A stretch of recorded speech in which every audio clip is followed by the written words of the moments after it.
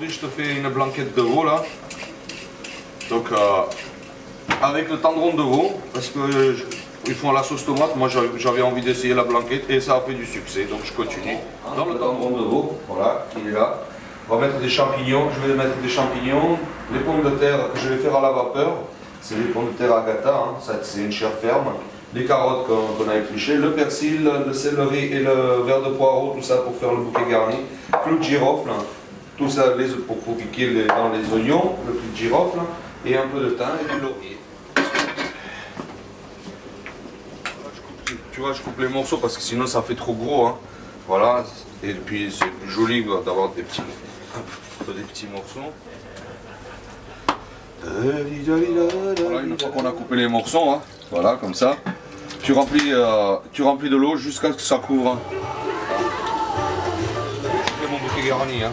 Donc normalement c'est le queue de persil, mais voilà, je mets le persil, des branches de céleri, le verre de poireau qui me permet le laurier. Donc ça me permet de maintenir tout ça, le verre de poireau. Là. Et après on le ficelle avec le quand c'est fini. Tu as vu ce que ça donne? Et on laisse le fil long, comme ça on attache au poignet, comme ça on le récupère facilement. Dedans. Et le fil que je t'ai dit que c'était long, alors ça sert à ça. Comme ça on le récupère facilement et on ne le perd pas. Et il est dedans. Girofle, voilà. Oignon entier, on le plante dedans. Comme ça il ne se balade pas. Voilà. 1, 2, 3. L'oignon piqué au clou. Allez hop, on le met dedans. Et là c'est bon, je vais un peu saler, poivrer et je le laisse cuire.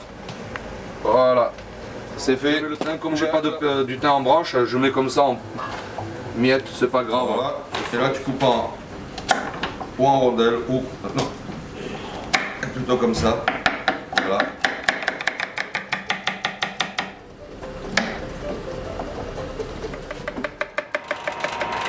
Voilà. Les champignons frais. Tu balances les carottes dedans. Allez hop.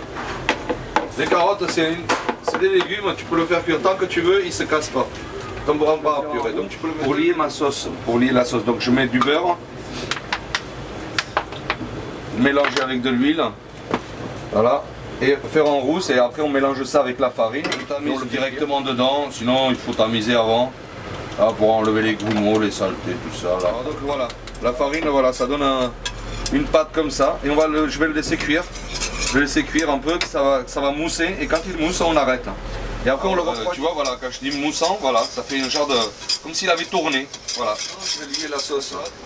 Tu prends le roux, voilà, froid, dans une sauce chaude. Ou l'inverse. Mais jamais tous les deux chauds, sinon ça fait des grumeaux. On lit la sauce, je regarde. Tu vois, il faut que la sauce elle soit épais. Parce qu'on va mettre, je vais mettre de la crème liquide, crème liquide. Voilà. Voilà. Là, je pense qu'un litre ça va suffire pour la quantité.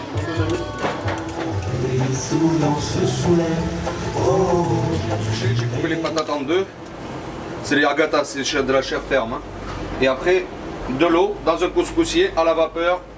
Je mets ça et le couvercle. Et là, je vais mettre le citron, on va faire l'assaisonnement pour voir si le sel, le poivre et le citron. Si. Ah, un peu plus de sel. Sonder les pommes de terre à la vapeur. Je mets mes champignons crus dedans. Voilà.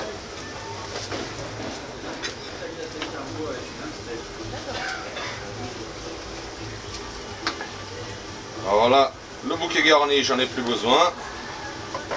On va le jeter. Dès que je trouve l'oignon, je le jetterai aussi. Voilà. On va laisser les plats maintenant. Alors.